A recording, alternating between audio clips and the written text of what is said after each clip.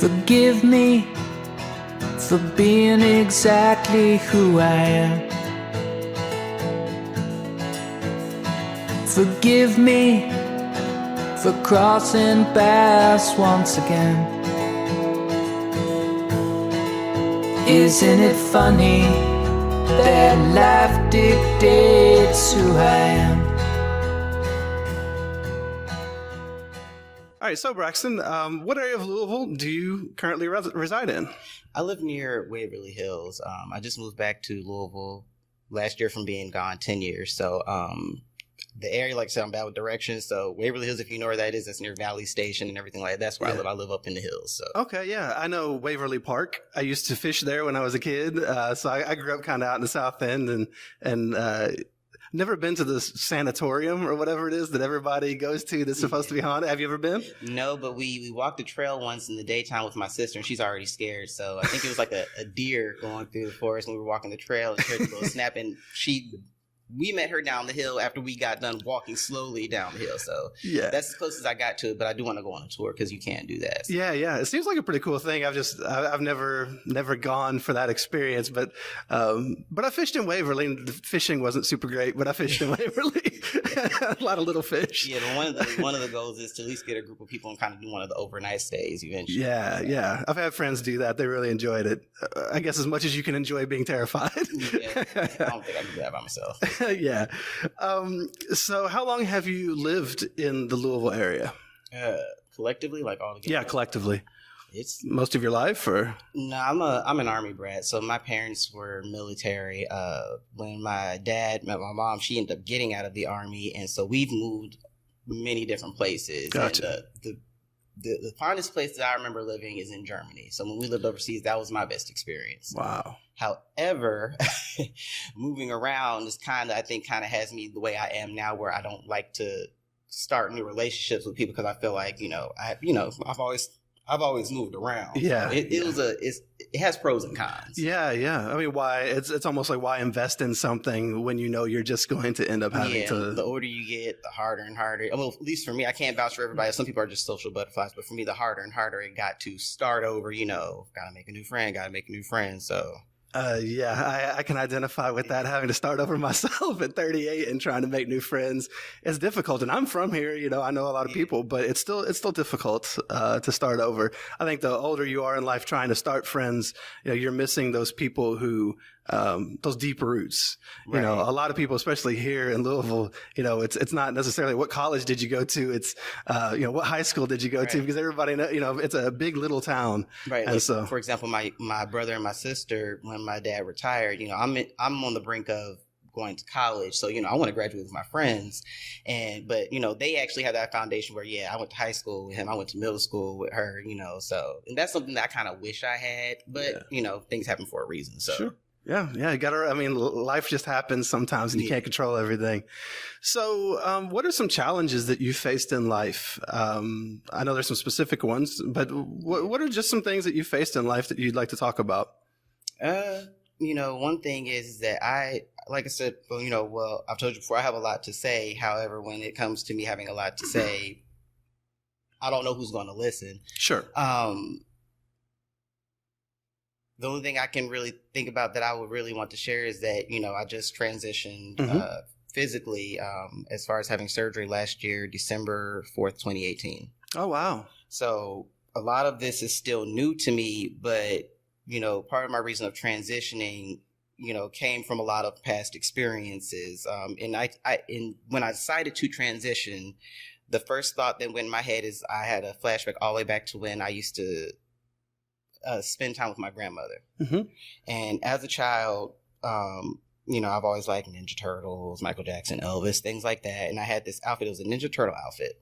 And I had it on, and we were about to go somewhere, and I had to take it off and put on this pink outfit with ruffles and everything like that. And I cried because I wanted to wear Ninja Turtles, but at the time I was a child. Yeah. So then, again, I'm reflecting before, I decide I want to make the choice to transition, and I'm thinking about growing up in elementary school and middle school and how uncomfortable I felt wearing certain things and doing certain things, and you have to be ladylike, you have to, these are things that, I mean, okay, I guess I have to be, and I didn't understand, at that age, you don't understand what transitioning is or Sure. Yeah. There's no concept. Of that. I just know that I don't want to wear a dress. I don't want to sit in here and get my hair done. I want to go outside and do that stuff.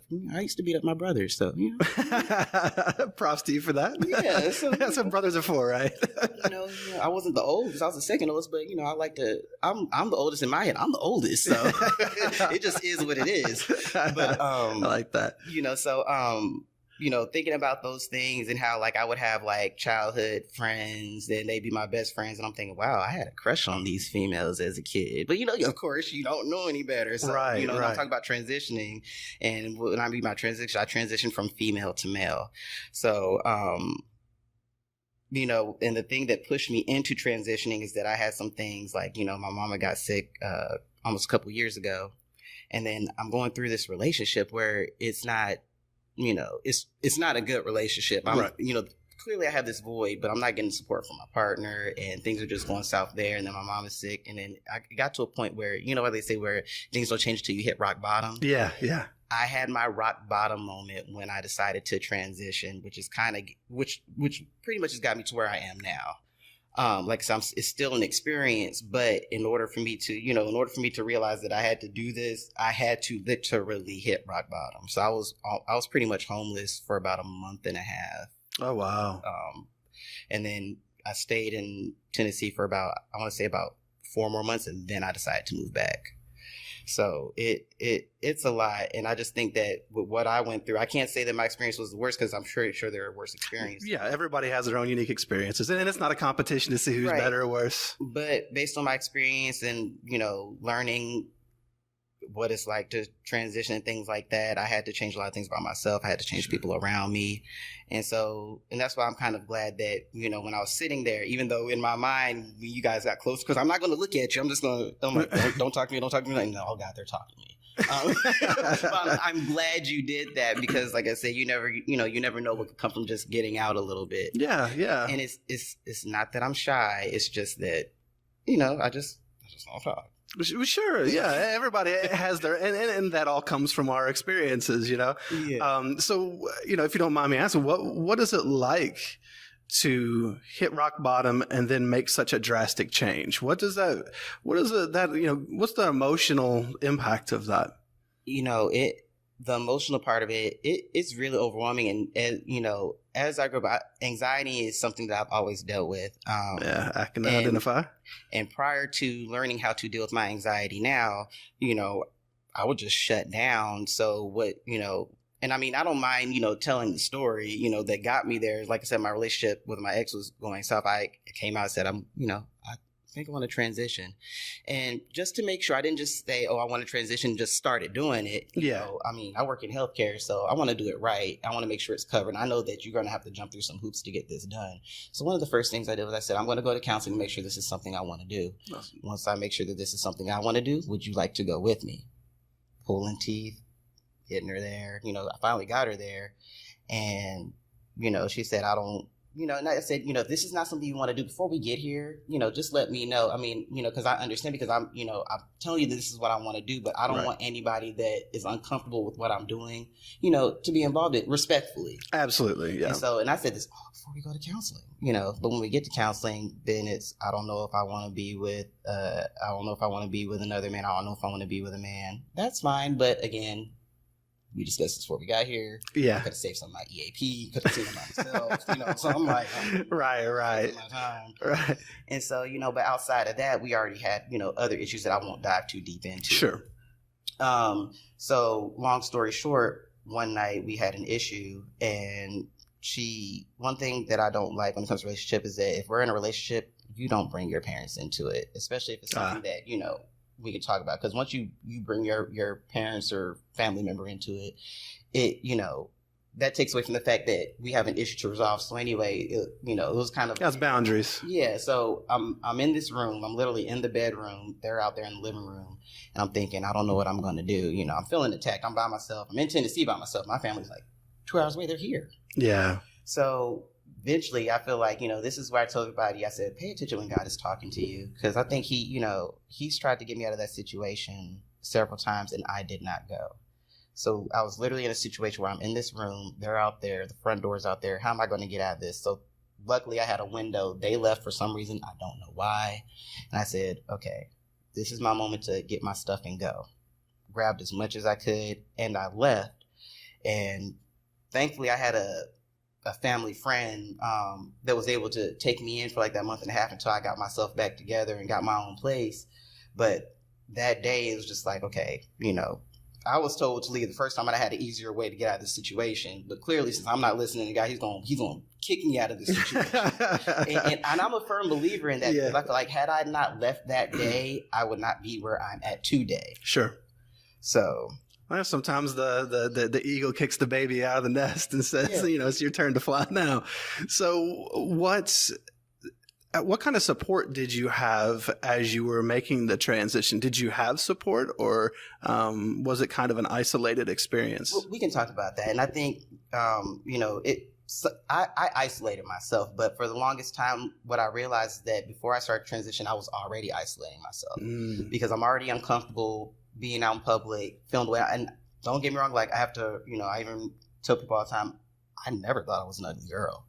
I mean, it wasn't about that. It wasn't about like changing. Yeah, it's not about that. I was ugly. It was about being comfortable in my own skin. Sure. The best way I put to people is that, you know, when I look in the mirror, I see this beautiful girl, but she is not me because I'm a he. So yeah. So, you know, so that's where I was at with it. So, you know, when I was there, knowing that being pushed out of that situation let me know that that's not going to be my support system. Yeah. But when I went to the doctor to actually start the hormones, that was the day I actually called mom and I said, you know, can I tell you something? You know, and are you going to love me no matter? Because you know, of course, it's a big deal. Yeah, it's terrifying, I'm sure, on some level. Right, but prior to that, you know, when I identified as a lesbian at the time, you know, I came out to her about that too. You know, my family, they may not understand or necessarily entirely agree with it, but if I'm happy and I'm healthy and this is, you know. Yeah, you're not who you hurting. Then, you know, then they're going to support me because they love me. That's beautiful. But this is different. I'm turning into a totally different person now. Yeah. And it's still the same thing, but in the back of my mind, I'm thinking, okay, I'm changing the person you created, this person that you raised and, you know, instilled values in and all these things. That person is there. It's just a different type of person. So what I'm getting at is that I have support, but one thing I had to learn is that I'm not going to always get the support that I want the way I want it. Right. People have to support in their own way. Sure. They're having their own experience of this too. Right. So I have to be knowledgeable of that. But in the beginning, you know, I'm on the defense. Sure, of course. You know, I'm trying to figure it out and you know, people are talking to me about it. It's like I'm in defense mode. So it took a while for me to get to a point where if somebody's asking me a question, I'm not going to get offended. It just kind of comes with the territory now. Yeah. Well, when you think about it, a lot of defensiveness comes from when something's kind of touching the ego, and the ego is often what we identify with. And you were literally changing some of those identifying things, you know, for yourself, for people. And so it's going to cause some defensiveness. Of course, there's going to be raw emotions. I mean, this is a big deal. Yeah. But it's cool that, you know, you were able to go through it and to have some support from your family, because unfortunately, of course, that's not. Yeah, there are many that don't have support. And you also have to tie in the fact that when you're doing this, you have people that, I've been called an abomination, actually. I've been called an abomination. I've been told I'm going to hell. And I break it down to people like this. I said, at the end of the day, you know, everybody's saying God creates us in his image. Nowhere does it say that he only has one image. If that were the case, we wouldn't have so many different pictures of Jesus or everybody's idea of what Jesus looks like. Right. So, you know, before you tell me that we are created in his image, you have to really think about what it is that you're saying, you know, because nowhere in the Bible does it say that there's only one image. Right. And that's just a very, you know, a lot of people claim to speak for God, and, you know, they bring their own prejudices or experiences or ways of seeing things or whatever they were raised with to it. And it's unfortunate because it's a race to the bottom when people do things like that. I mean, to tell someone they're an abomination, like, why would you even do that? how is what you did hurting anyone? And why is it anyone else's business? You know, we were at the Pride Fest over the weekend, and I think my wife had she actually accidentally went to it last year. She was down there meeting a friend, didn't know what was happening, and then they were like, "Oh, cool!" And so they kind of walked through it. So, and apparently there were some people there who were yelling, you know, and just being hateful, you know, in God's name.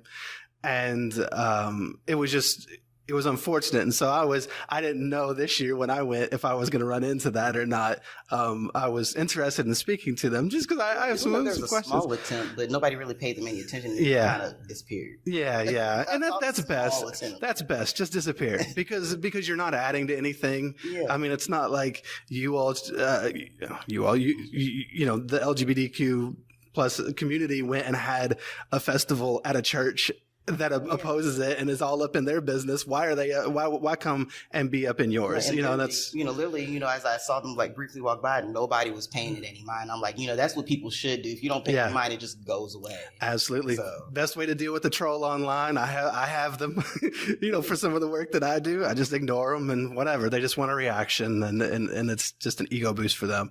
But I was going to ask, so what are some things maybe that you would like people to know that they don't know, maybe about the transitioning process, about what it feels like, about how to support or how to be there for somebody? Are there some things that you can think of that maybe people don't know and should know, or that might be helpful to somebody else in a similar situation? I mean, I can only really speak off of my experience. Yeah, what you would have wanted. Yeah, one of the things that I wish I had was just kind of someone that I can talk about it more without it being like kind of weird. Even now, like, I mean, I have a friend now where I can talk to her about it and it's definitely okay. But at that time, I didn't have this friend. I didn't know her. So like, I had just like transitioned, and how we ended up, coming together, was kind of in the midst of that because I actually was attacked by somebody else on the internet. But one thing that I wish I had more of was, somebody to kind of talk to about it. Because, I mean, I don't talk about it all the time. I was actually very low key about it. And a lot of people didn't even know that I was transitioning till, boom, there was a picture after I had surgery and stuff like that. So I just wish I would have more of like somebody to talk to. I wish I would have had more of a somebody that was going through it that, clearly I thought, I'm transitioning. Maybe there's groups, there's Facebook groups everywhere. I would think so. No, it's not. No, really? I mean, no, it's not. Unless there's some here. There are more here that I found in Kentucky than I did in Tennessee. But then again, we're talking about Tennessee. Right. Yeah. People get more closed off at times and Right. But, so at that time, I wish I had more of like somebody that I could kind of talk to about it. But like I said, I'm a strong believer in that things happen for a reason. And one thing that I also wish that I had more of like I said, I didn't mind that, not everybody understood it or everything like that. But the day of surgery, it would have been nice to kind of have, family there and stuff, but family that did know that I told about it. But my mom was there. She was definitely there. She was there when I went in. She was there when I got out. And, and I appreciate her a lot for that because I know it was hard for her. Yeah. It was very hard for her. And, and my mom is one of those people. She's a very strong person. So knowing that it was hard for her, that's, that I kind of had to battle with that. Yeah. But then again, even though she's the strong support system I have, I'm not going to sit there and just have all these conversations with her about it because, she just lost her daughter. She's probably still mourning the loss of her daughter, even though she's adapting and, respecting the pronouns and everything like that. That still hurts, hurts knowing that, I took someone away from her that, that she created. I love that you recognize that and can speak to that. Yeah. And what a beautiful example of unconditional love, for your mom to love you no matter what, that it's something that unfortunately it seems like a lot of people have a perception in their mind of who another person should be.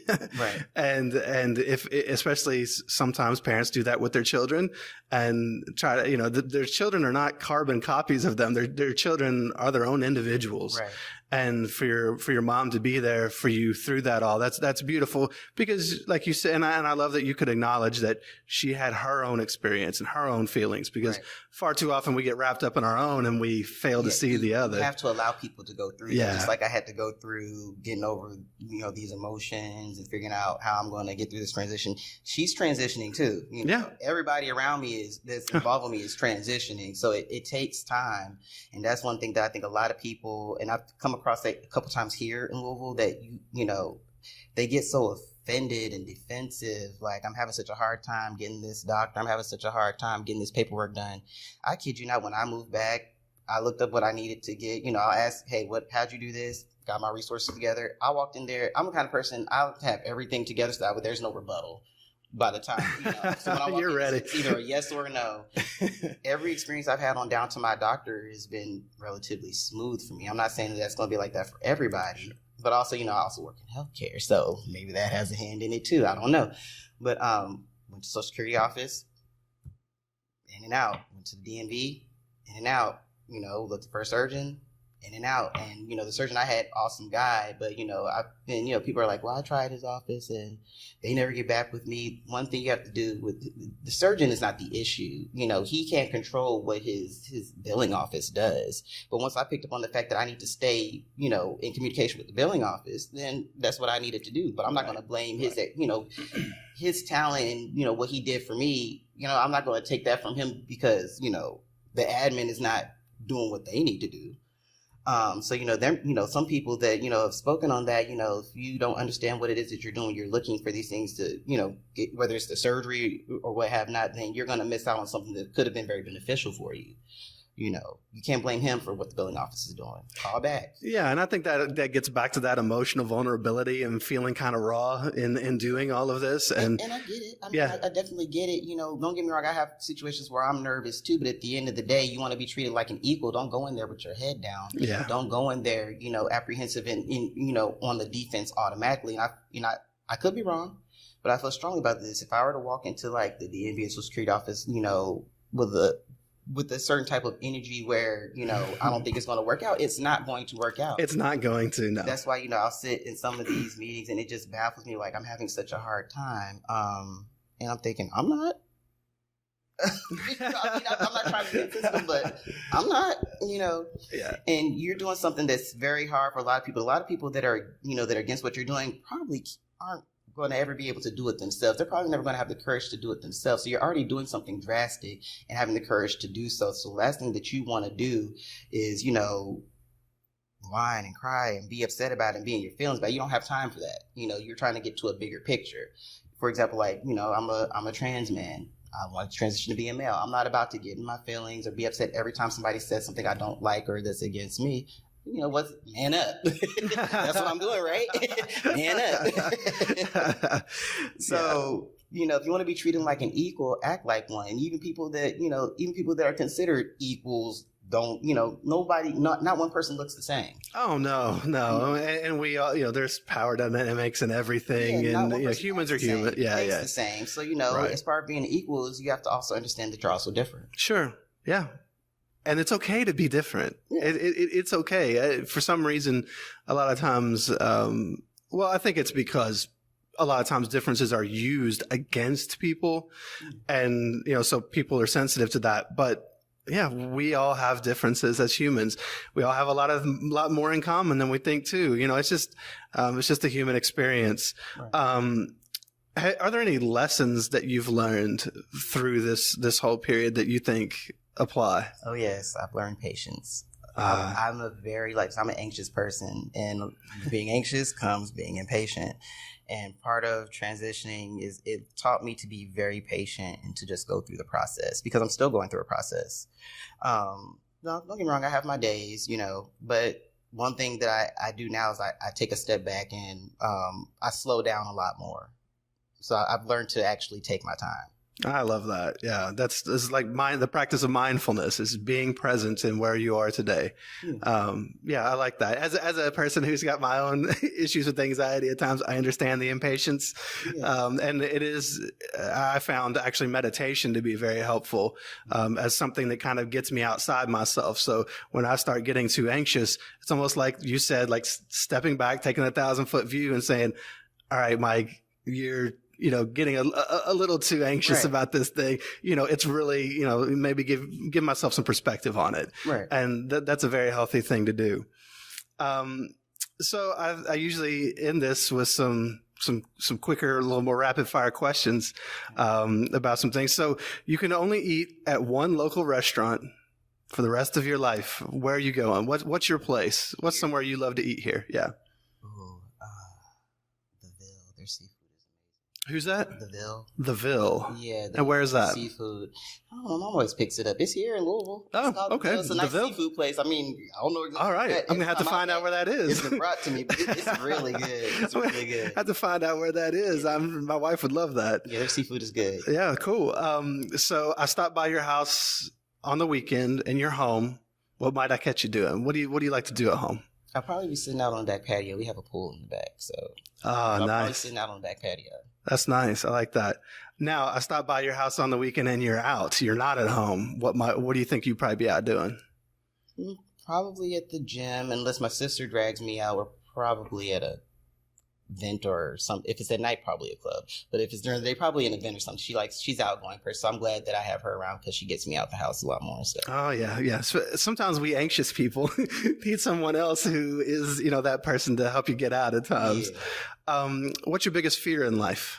My biggest fear is just honestly. My biggest, I don't think that's a rapid fire question. My biggest fear is, it's not necessarily being alone, but, at the end of the day, I'm a trans person, and, but it's harder now for me to date because I am transgender. Because, how Sure. my dad put it, you're not everyone's flavor. So, being a trans man that prefers women, it makes it a lot harder because I might not be what the female wants. Sure. And honestly, that crossed my mind before I transitioned. I was like, before I even consider transition, I was like, no, I'll never transition, because if I transition, I might not ever end up with anybody. And I would think about, being by myself, and then here I am. I did something I said I wasn't going to do because I felt like, I needed to do. I have to do this, or else I'm never going to be happy. Yeah. And so now I'm in that area of my life where, okay, I think I do want to date, but it's kind of hard to put myself out there because then I have to tell them, hey, I'm also transgender. Yeah. So my biggest fear is not having someone to spend my time with. Yeah. It was drowning because I can't swim and I'm afraid of water. But now it's not having someone to spend my time with. Yeah, I got that. Yeah. It's kind of escalated a little bit. Yeah. So not so much drowning. I mean, drowning is still scary, but still.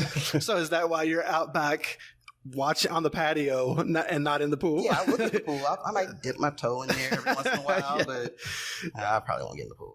I understand. What's your biggest success in life? What are you most proud of? Transitioning. Yeah, obviously. that seems pretty obvious. Because I've never had a major surgery before. This is like the hardest thing I've ever done.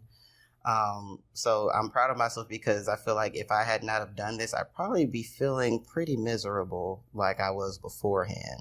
Yeah. So I think one of the things that I took away from going to Pride Fest was just the beauty of seeing people being themselves and being happy. Right.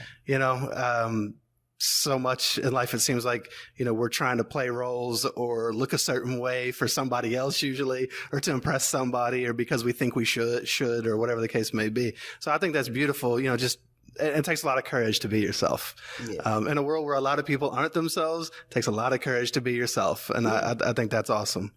One last question. What's your biggest hope? What do you hope for in life for yourself, or just for, the community at large? What do you hope for in life? What are some things you want? For myself, I just hope that, I hope that maybe I can help, even if it's like one person, maybe I can help someone, show them that it can be done. You just have to take your time and go through the process. But you also have to keep in mind that you're going to have people coming at you from different angles. Sure. And you're also going to be out there interacting with people that aren't knowledgeable of it. But instead of, getting upset due to their lack of knowledge, some people really ask questions to be educated. You can differentiate between somebody being ignorant and somebody not being ignorant. Educate them so that way in the long run they can have a better understanding of you. Yeah. Because the only way we're all going to be treated as equals is if you provide knowledge. At what age do we ever stop learning? We don't. No. Learning up until we die. Right. So, one thing that I would want for everybody is, pretty much, I guess that ties into me, just to have a better understanding of each other and, take the time to do it. Because, some people, don't get me wrong, I've come across people that have transitioned for the wrong reasons, but there are people out there that are legitimately doing this because they, it's a live or die situation. I'm not about to live my life because, a certain way, because if I do this, it makes you unhappy. That makes it about you. If I'm doing this to make you happy, then I'm going to be unhappy. That's not what it's about. Yeah. One thing that I did learn is that it's not anybody else's place to make you happy. It's your job to make you happy. Even if you're married or dating someone, it's not your partner's place to make you happy. It is your job to make you happy. Yeah. A lot of people get into a relationship hoping to find someone that will complete them. Maybe you should try being a complete person on your own and then find someone else who's complete and be great. Yeah, and you can find somebody that can complete you, but, like you said, at the end of the day, you have to make yourself happy. Yes. Because you're never going to find happiness in someone. It's an inside game. If you're not happy with yourself. Yeah. So Happiness I had to do that. I had to be happy with myself, and, it's a work in progress. And I've seen, with the changes I've made with myself and how I think and how I move around people, I've seen the positive changes and the effect that I have had on people, and I just wanted to continue to expand. And, I still want to learn in the process too. So. Sure. Yeah. I love that. Well, Braxxton, it's been really nice to meet you. Appreciate you, coming over here and talking and sharing your story. So open your heart, you never gave it a chance. And clear your mind, you never shared a glance. Isn't it funny that life is who